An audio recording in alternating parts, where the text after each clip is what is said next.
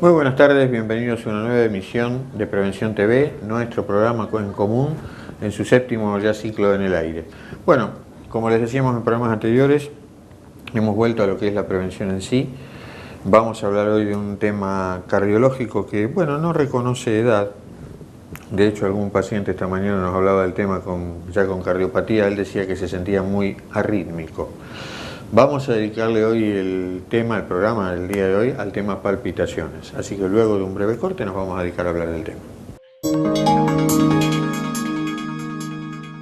Bueno, tal cual lo hemos dicho en el primer bloque del programa, hoy vamos a hablar de palpitaciones. Primero, ¿qué son las palpitaciones? Palpitaciones. ¿El corazón hay que sentirlo o no? Normalmente uno no es consciente del latido cardíaco. Cuando uno habla de palpitación, no está hablando de una enfermedad. Uno simplemente siente latir el corazón. Puede ser normal como puede ser totalmente anormal. Ejemplo de una situación normal, que en el consultorio se pregunta con bastante frecuencia: doctor, siento palpitaciones cuando voy a la cama. Durante el día no siento nada. Perfecto. Pregunta de rigor: ¿en qué posición duerme? Porque si a uno le dicen que duerme recostado sobre la izquierda, el corazón, cuando uno se acuesta sobre la izquierda, se arrima a la pared del tórax y transmite el latido. ¿Es enfermedad? No, es una sensación espantosa de sentir el corazón latir, pero que está haciendo su trabajo normalmente. Simplemente con esa maniobra postural hemos acercado el corazón a la pared del tórax y por eso se transmite el latido.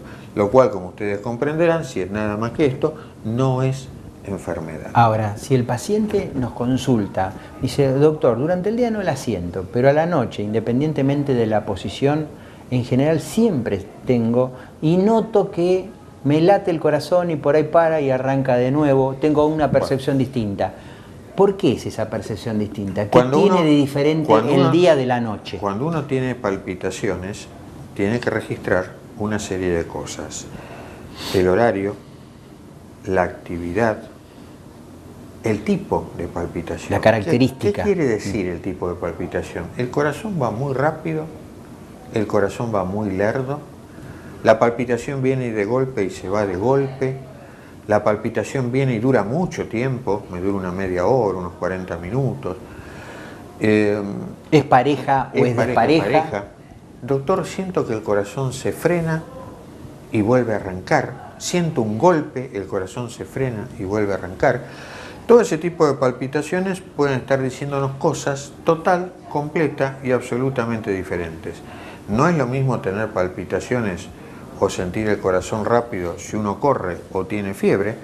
Ahí, una vez más, el corazón está haciendo su trabajo, tiene que acelerar para acompañarnos en ese esfuerzo que está haciendo el cuerpo, sea para correr o sea para pelear con una enfermedad. Cuando uno tiene un síndrome febril, lo lógico es que el corazón acelere. Cada grado de temperatura aumenta 10 latidos la frecuencia del corazón. Para que tengan una idea, ¿puede haber alguna enfermedad infecciosa, febril, que dé bradicardia? La respuesta es sí. Por ejemplo, una fiebre tifoidea jamás nos va a acelerar la frecuencia cardíaca en presencia de fiebre, al contrario, la va a enlentecer. Pero ese solo dato ya casi al médico le va orientando el diagnóstico, para que tengan una idea. Otro paciente nos viene, lo vemos muy pálido, muy blanco, le preguntamos si tuvo alguna pérdida de sangre, y por ahí nos viene con un laboratorio y lo encontramos con un hematocrito bajo. Por supuesto que hay que estudiarlo, pero esa es una de las causas por las cuales el paciente puede venir con palpitaciones o con taquicardia porque tiene una anemia. Tan simple como eso. Otra causa muy común y que en general no se la asocia es el tema del alcohol. El alcohol en exceso genera problemas de taquicardia permanentes. Más aún, puede generar arritmia. Es decir, Javier está hablando de una taquicardia común y corriente, pero existe algo en cardiología que se llama el corazón del día de fiesta. Eso es, en general, no es por un consumo medido o moderado de alcohol, sino una gran borrachera. Acláralo bien lo de la fiesta. Es la terminología yanqui. Sonó feo. Es la terminología yanqui, pero si quieren lo podemos traducir como una borrachera inglés, o algo por el estilo. fiesta que genera determinados tipos de arritmias rápidas en general y que incluso requieren internación breve, fugaz, pero que requieren medicación endovenosa para hacerla desaparecer. Otras causas frecuentes de palpitaciones que pueden inducir incluso arritmia son las enfermedades que vienen de otros lugares del cuerpo, por ejemplo la glándula tiroides. Cuando uno tiene enfermedad de glándula tiroides, uno puede tener arritmia de diferentes tipos, arritmia rápida o arritmia de esa como que uno siente un golpe, el corazón se detiene y vuelve a arrancar. En el caso de las arritmias rápidas son tipos específicos de taquicardia, porque así se llama cuando el corazón va rápido, por arriba de 100 es taquicardia, y cuando uno tiene el tema de un latido que se siente como un golpe, un corazón que se detiene y vuelve a arrancar, eso normalmente se llama extrasístole, o sea, latido extra, que a su vez puede ser de distintos tipos según la parte del corazón que esté afectada. Lo de la glándula tiroides es un tema interesante porque a veces las arritmias preceden al diagnóstico de la enfermedad tiroidea. A veces son la primera manifestación. Se pueden ver también con una tiroides descompensada en más o en menos, es decir, una tiroides que... No necesariamente el hipertiroidismo es el que nos va a generar esto, sino que también una disfunción, un hipotiroidismo muy marcado, una enfermedad autoinmune que puede llegar a tener la tiroides.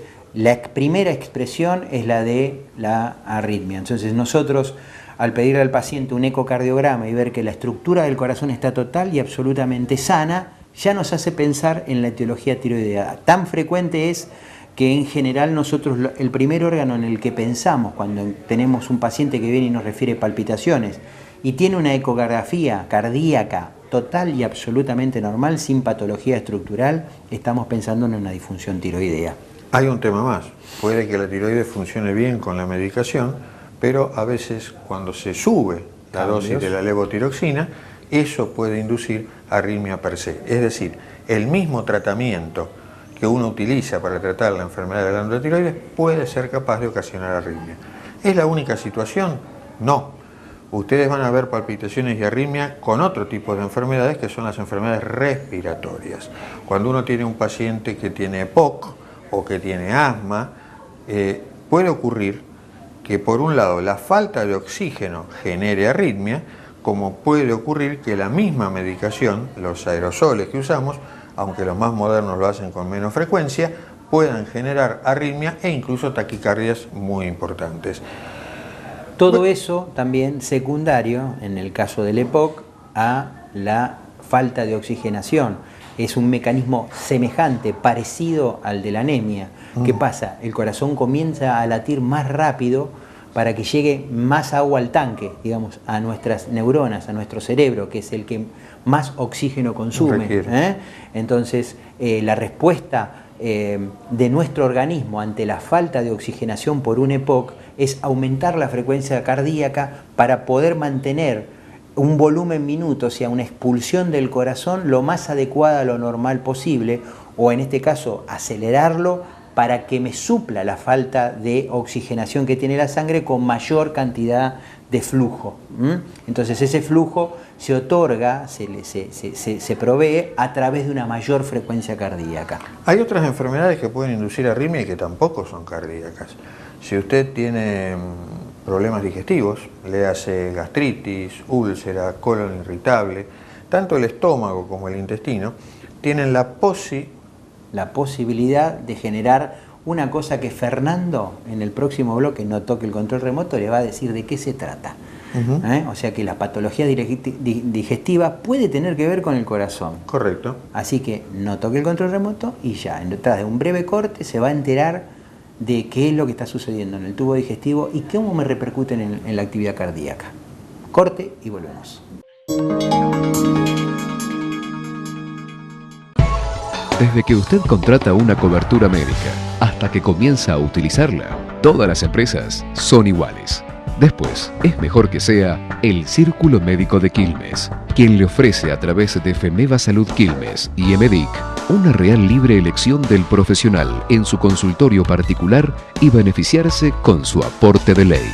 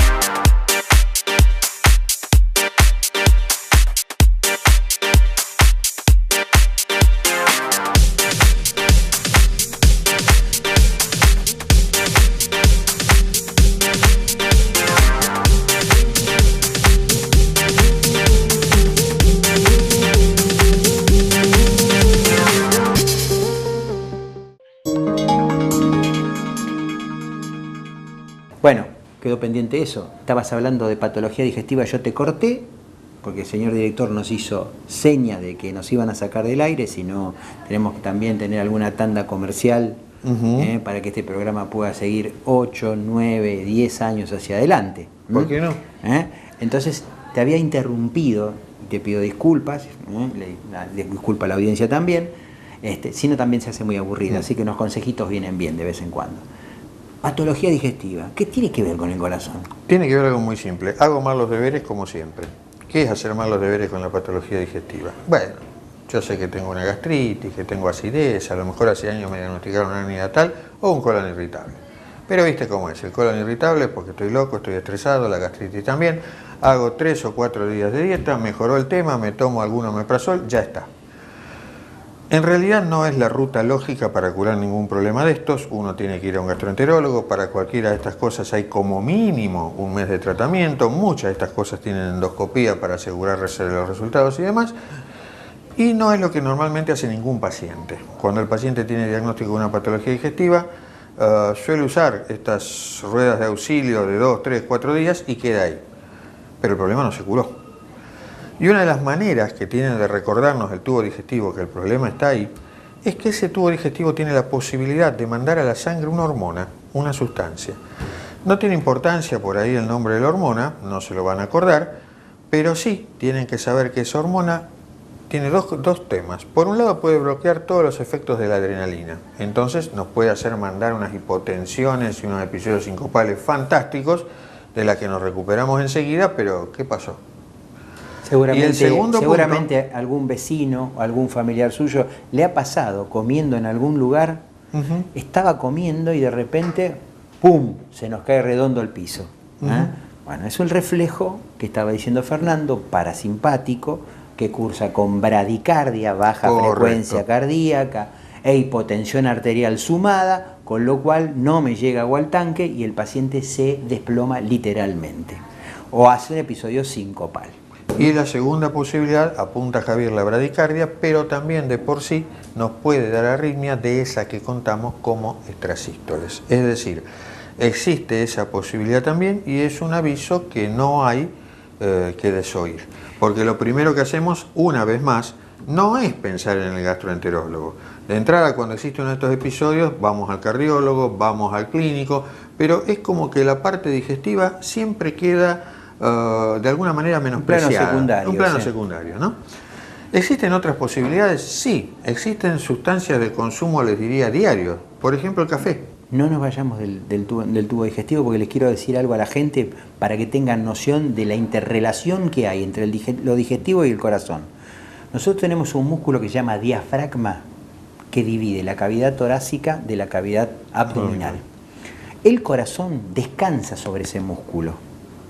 Por lo tanto, si yo estoy con gases, con distensión, muy distendido, postprandial, o, por ejemplo, tengo una dispepsia, como un problema porque tengo cálculos en la vesícula, muchas veces mala digestión. Mala digestión, nos distendemos, eso me modifica la posición del corazón y eso de por sí solo ya me puede generar algún tipo de arritmia cardíaca. Es más, nos ha pasado, a vos te ha pasado también, pacientes con cálculos en la vesícula, le operamos la vesícula, sacamos la vesícula y se acabaron las arritmias cardíacas. Correcto. Así que fíjense la interrelación, el cuerpo está total y absolutamente interrelacionado. Ahora sí. Muy bien, hablábamos entonces de una sustancias que sin necesidad de ser tóxicas en corazones predispuestos pueden generar problemas. Por ahí lo más clásico en este sentido sea el café. El café en un corazón predispuesto a tener arritmia es un elemento que hay que prohibir. La gente viene y dice, doctor, lo diluyo con leche, doctor, tomo poco. Por supuesto, cuanto menos cantidad, menos probabilidad de que lo cause, pero en alguien que empieza con palpitaciones cuyo origen no está claro, una de las cosas que se aconseja suspender es el café. Por supuesto, no da lugar de por sí a arritmias graves, pero sí, en definitiva, son molestas. Quedan algunas situaciones... Aparte del café, hay otras sustancias de consumo muy masivo, que son las gaseosas cola. Correcto. Que tienen cafeína en su fórmula. Y por lo tanto el exceso de gaseosas también no solo me provoca distensión, sino que ese exceso de cafeína también me puede generar el tema de arritmia. Y el café, en los sesentones, uno ya lamentablemente entró en esa categoría, el café es muy malo para la patología prostática. Correcto. Entonces, evitar el café en lo posible, si uno lo consume, pequeñísima cantidad en el desayuno y después a lo largo del día, manéjense con el té que más le gusta, que ese no le va a traer ningún tipo de alteración cardiovascular. Ni prostática. Ni prostática, por supuesto. Bueno, el punto es que quedan situaciones puntuales que pueden producir arritmia y no se tratan, y producen taquicardia normalmente y no se tratan. ¿Cuál es la situación? Un embarazo. Un embarazo produce normalmente taquicardia conforme avanza el embarazo, taquicardia que depende del sobrepeso, depende de la anemia, de un montón de factores concomitantes, pero también puede producir arritmia. Ahora, para tratar una arritmia durante un embarazo tiene que ser una cosa potencialmente mortal. Si no, por más que la paciente embarazada tenga arritmia, esa arritmia no se toca. Se la acompaña, se indicará reposo, se indicará algún tipo de tranquilizante que pueda administrarse, pero de ninguna manera un antiarrítmico. Los antiarrítmicos de por sí son lo suficientemente tóxicos como para que se trate solamente la arritmia que uno sabe que va a generar problemas. Ninguna medicación es inofensiva en el embarazo, inclusive nosotros tenemos muchas veces complicaciones hipertensivas durante el embarazo y son de difícil manejo porque son muy poquitas las drogas que nosotros podemos utilizar sin generarle ningún daño teratogénico, o sea, alteraciones a la criatura que se está gestando. Así que las arritmias tienen que ser, como dijo Fernando, que le pueda llegar a costar la vida a la paciente o al bebé, para que nosotros pongamos mano, y sobre todo si ocurren después del del primer trimestre, porque en el primer trimestre estamos total y absolutamente atados de manos respecto a ningún tipo de medicación, porque todas ellas, obviamente no hay experiencia con respecto al embarazo, y nosotros no vamos a cometer el error de tratar un paciente, la arritmia en este caso, poniendo en juego la vida de la madre y la vida del bebé, o con efectos teratogénicos, o sea, malformaciones que pueden aparecer en ese bebé. Vamos a hablar de arritmias relativamente frecuentes, esa que nos escucharon varias veces, el latido fuerte, que de golpe se hace atrás como un vacío, una pausa y vuelve a arrancar. Ese tipo de latido se llama extrasístole, latido extra, les vuelvo a reiterar, la pausa se llama pausa compensadora y el corazón arranca después. Existen dos tipos de extrasístoles, según se originen en una parte del corazón que se llama aurícula, según se origine en una parte del corazón que se llama ventrículo. Vamos a hablar primero de las ventriculares. Un extrasístole ventricular puede ser un lunar o puede ser un cáncer. Y alguien me puede decir, algún día lunar se puede transformar en un cáncer. Es decir, un extrasístole ventricular puede ser una cosa totalmente benigna, como puede ser algo que me esté anunciando el paciente se muere. ¿Cómo hacemos la diferencia? Yo como paciente por ahí no puedo hacer la diferencia, pero si siento ese tipo de arritmia sí tengo que ir al cardiólogo. ¿Cómo hacemos la diferencia? La diferencia la hace el resto del corazón. Si el resto del corazón es totalmente normal, ese extrasístole ventricular no se va a tratar porque el antiarrítmico es más tóxico, justamente, y el extrasístole ventricular como fenómeno aislado no hace absolutamente nada. Ahora, ¿cómo nos damos cuenta de que el resto del corazón tiene problemas? En principio hay dos estudios, un ecocardiograma, es decir, una ecografía del corazón, mismo estudio que se le hace a una embarazada para ver el feto, pero hecho sobre el corazón, que por supuesto nos tendrá que decir que tiene tamaño normal, que el espesor es normal, que las válvulas internas del corazón son normales, que el flujo se contraen bien normalmente, que el flujo se dirige como se tiene que dirigir, las paredes se contraen normalmente y no hay ninguna parte del corazón que se contraiga mal. Eso por un lado. Ese primer estudio nos tendría que dar normal. Un segundo estudio que nos tiene que dar normal es la prueba de esfuerzo. La prueba de esfuerzo, ustedes saben, tiene distintos tipos de versiones. Una prueba de esfuerzo puede ser una ergometría común y corriente, con bicicleta o con banda rodante.